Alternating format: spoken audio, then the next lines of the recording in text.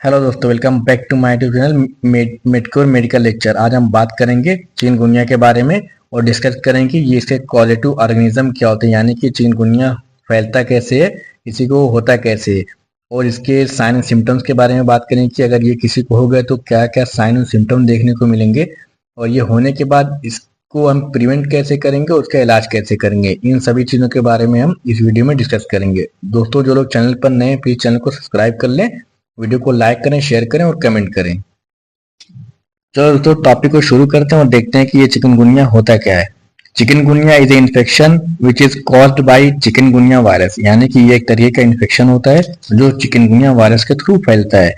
This virus transfer to human by mosquito bite, यानी कि ये इंसानों में कैसे फैलता है, मॉस्किटो बाइट के थ्रू फैलता है। यानी कि एक तरीका मच्छर होता है जो अगर इंसानों को बाइट करता है तो उसके थ्रू ये चिकनगुनिया वायरस इनके बॉडी में इंटर करता है, उससे चिकनगुनिया फैलता है।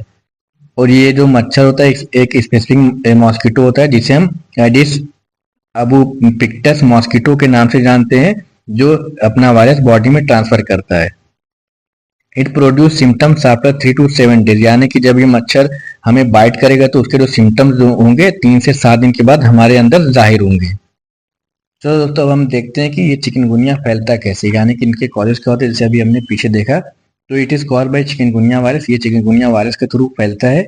और ये एक तरह का स्पेसिफिक मॉस्किटो होता है जिसे हम एडिस एबोपिक्टस मॉस्किटो के नाम से जानते हैं। और ये क्या करता है, इंसानों को बाइट करता है, जिसकी वजह से इसका वायरस बॉडी में फैलता है। अब दोस्तों आगे हम देखते हैं कि अगर ये किसी को हो गया तो इसके होने के बाद क्या क्या साइन और सिम्टम देखने को मिलेंगे। तो अगर ये चिकनगुनिया किसी को हो गया तो उसकी बॉडी में जो सिम्टम जाहिर होंगे, जैसे कि रेड रैशेस हो गए, बॉडी में लाल तरीके के चकत्ते देखने को मिलेंगे, बॉडी में बैक पेन मिलेगा, मांसपेशियों में दर्द होगा, यानी जॉइंट में भी दर्द होगा और मांसपेशियों में, उसके अलावा वोमिटिंग होगी, फीवर, बहुत ज़्यादा हाई ग्रेड फीवर देखने को मिलेगा, सर में बहुत ही सीवियर हेडेक होगा, लो बैक पेन होगा, यानी कि जो लो बैक पेन होगा पीछे साइड, नीचे के निचले हिस्से में, कमर के निचले हिस्से में बहुत ही ज़्यादा सीवियर पेन होगा। और आर्थराल्जिया, यानी कि जॉइंट पेन बहुत ही ज़्यादा सीवियर होगा। मॉर्निंग जॉइंट स्टिफनेस, जब पेशेंट मॉर्निंग को उठेगा तो उसके जो जॉइंट होते हैं बहुत ज़्यादा स्टिफ हो जाएंगे, यानी कि इजिली एक्सटेंशन और फ्लेक्शन नहीं होंगे। उसके अलावा मसल पेन, पूरी बॉडी में जितनी मसल होती है, मांसपेशियों में बहुत ही सीवियर दर्द होगा। ओकेशनल जॉइंट स्वेलिंग, मतलब जितने जॉइंट हो छोटे बड़े सब में, वहाँ पे क्या उस एक पर्टिकुलर स्पेस पर उसको बहुत ज़्यादा स्वेलिंग देखने को मिलेगी। उसके अलावा हम अदर सिम्टम की बात करते हैं जो पीपुल में एक्सपीरियंस, यानी कि जो लोगों ने एक्सपीरियंस किया है। पेन एरियाज की बात करेंगे तो पेट में दर्द का भी एहसास होगा। उसके अलावा बैक ऑफ द आईज, यानी कि जो आंख का पिछला हिस्सा होता है उसके साइड में भी बहुत ज़्यादा सीवियर पेन होगा, जॉइंट और मसल पेन होंगे। और होल बॉडी की बात करें तो बॉडी में बहुत ही हाई ग्रेड फीवर, जैसा 103, यानी 103, 102 या 104 तक भी फीवर देखने को मिल सकता है।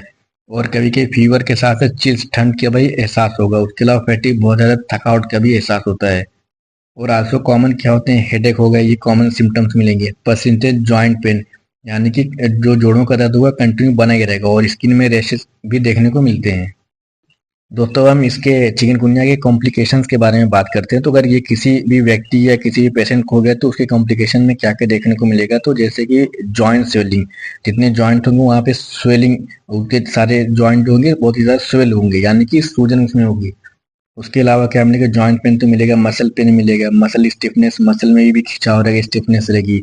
यूआइटिस मिलेगी, यानी कि जो आंख के एरिया वहाँ पे स्वेलिंग मिलेगी, दर्द का भी एहसास होगा।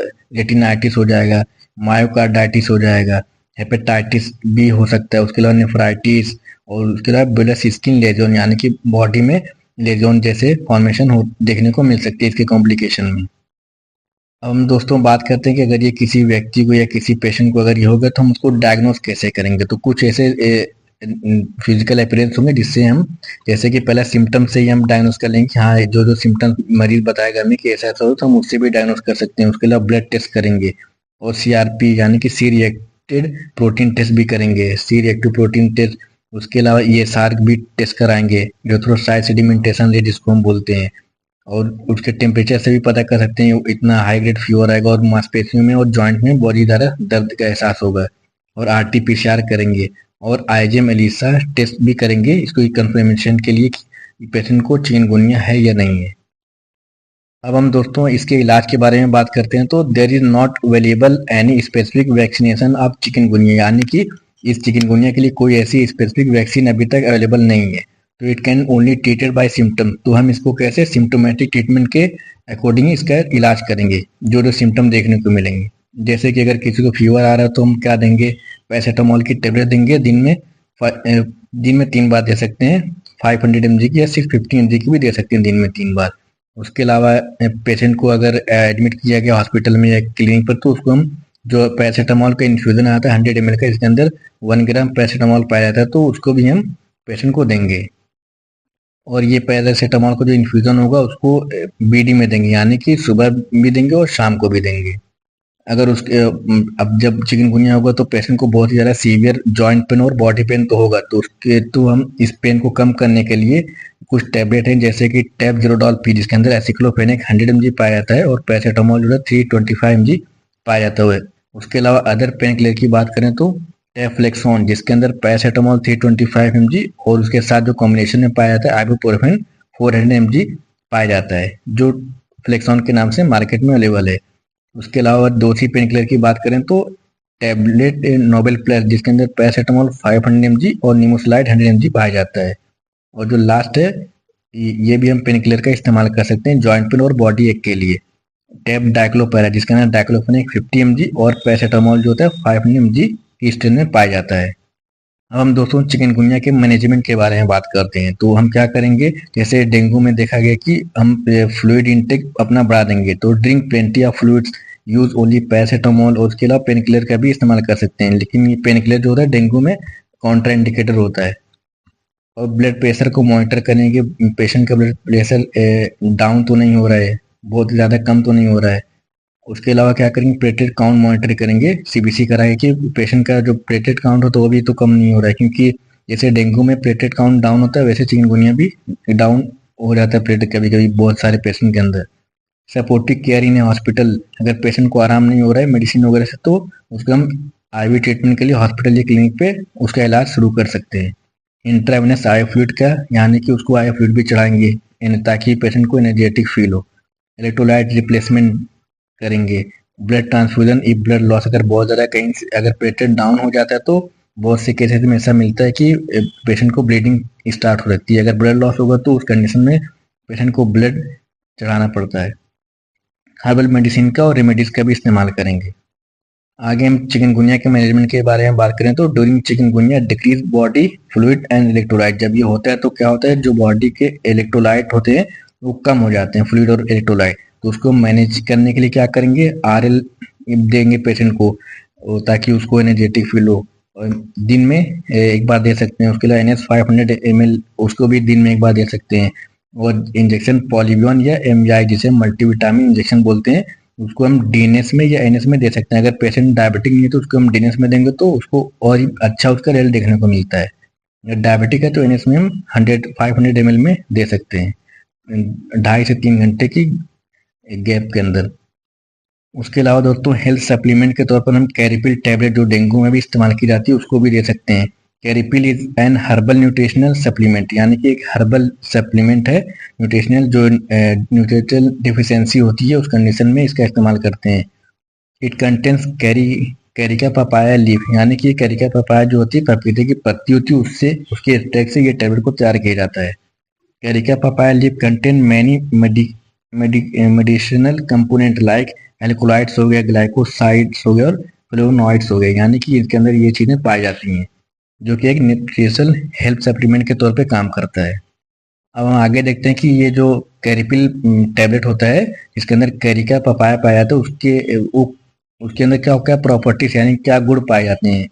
तो इसके अंदर जो प्रॉपर्टी होती है एंटी बैक्टीरियल होती है, एंटी ट्यूमर भी होती है, इम्यून बूस्टर, यानी कि ये हमारे इम्यून सिस्टम को बूस्ट करती है, जो बीमारियों से लड़ने के लिए एक काम आते हैं। उसके अलावा एंटीऑक्सीडेंट जैसी प्रॉपर्टीज भी पाई जाती हैं। इंक्रीज प्लेटलेट, यानी कि अगर हम इसको लेंगे सुबह शाम या दिन में 2 बार या 3 बार भी ले सकते हैं, तो क्या करेगा, हमारा प्लेटलेट अगर डाउन जाएगा तो उसको भी इंक्रीज करता है। उसके अलावा रिड्यूस ब्लड शुगर को भी कंट्रोल करता है, डाइजेशन को भी अच्छा बनाता है। अब हम इस टैबलेट के दोस्तों डोजेस के बारे में बात करें तो ये कैरेपिल टैबलेट जो होता है इसका डोज हम दिन में 2 से 3 बार भी ले सकते हैं और ये 15 दिन से ज़्यादा नहीं लेना चाहिए, वरना लेंगे तो उसके साइड इफेक्ट देखने को मिल सकते हैं। आगे हम देखते हैं दोस्तों कि हम प्रिवेंशन ऑफ चिकनगुनिया, हम चिकनगुनिया के प्रिवेंशन के लिए क्या क्या चीज़ें अपनाएंगे। तो क्या करेंगे, simple step to protect yourself from mosquito. हम क्या करेंगे, पहला जो हमारा कदम होगा, पहले तो हम मच्छर, ये जो मच्छर होता है जिससे चिकनगुनिया फैलता है, उससे बचाव के लिए हम क्या क्या तरकीबें अपनाएंगे। तो देखते हैं, use mosquito repellents on export skin. हम क्या करेंगे, रिपेलेंट्स जो रिपेलेंट्स होते हैं यानी कि जो मच्छर मारने वाली जो लिक्विड होती है, अगरबत्ती होती है, उनका इस्तेमाल करेंगे। और क्या करेंगे, स्किन को जो एक्सपोज रहती है उनको हम ढक के रखेंगे। उसके अलावा लंबी आस्तीन के कपड़े पहनेंगे और जो फुल लेंथ के पैंट्स होते हैं उनको पहनेंगे, ताकि जो हमारी स्किन हो अच्छे से ढकी रहे और मच्छर उसको उधर स्किन पे बाइट नहीं कर सके। उसके अलावा स्लीप अंडर मॉस्किटो नेट्स, हमें मच्छरदानी के अंदर, मॉस्किटो नेट के अंदर सोना चाहिए, स्पेशली ड्यूरिंग द डे के time specially. Indoor doors and windows are screened और यूज इंसेक्टिसाइड इंडोर, यानी कि जो हमारी विंडो वगैरह होती हैं रूम के अंदर, तो उसको हम ढक के रखेंगे या नेट से, जाली वगैरह से प्रिवेंट करेंगे ताकि मच्छर अंदर नहीं आ सके। Remove standing water around your home where mosquito breed, हम ऐसी जगह पे पानी को, फ्रेश वाटर हो या पुराना, हम उसको इकट्ठा नहीं होने देंगे, क्योंकि ये जो होते हैं, जो ब्रीडिंग उनकी होती है उसी पानी के अंदर इस मॉस्किटो की ब्रीडिंग होती है, तो उससे और मच्छर की पैदाइश होगी। Avoid outdoor activity during peak mosquito hours, यानी कि जब ये मच्छर जो बहुत ज़्यादा बाहर निकलते हैं तो उस टाइम हमें बाहर जाने से थोड़ा एतराज करना चाहिए, हमें नहीं जाना चाहिए उस टाइम। यूज एयर कंडीशनिंग और fans to keep mosquito away, हमें एयर कंडीशन यानी कि एसी वगैरह का और फैन का इस्तेमाल करना चाहिए मच्छरों को दूर भगाने के लिए। चलिए दोस्तों, हमारा वीडियो यहाँ पे खत्म होता है। अब हम मिलेंगे हमारी नेक्स्ट वीडियो में नए टॉपिक के साथ। जब जो लोग चैनल पर नए हैं प्लीज चैनल को सब्सक्राइब कर लें दोस्तों। बहुत से ऐसे व्यूवर्स हैं जो कि वीडियो तो पूरा देखते हैं लेकिन वो चैनल को सब्सक्राइब नहीं किए अभी तक। प्लीज उनसे मेरी रिक्वेस्ट है कि दोस्तों प्लीज चैनल को सब्सक्राइब कर लें, वीडियो को लाइक करें, शेयर करें और कमेंट करें। थैंक यू दोस्तों।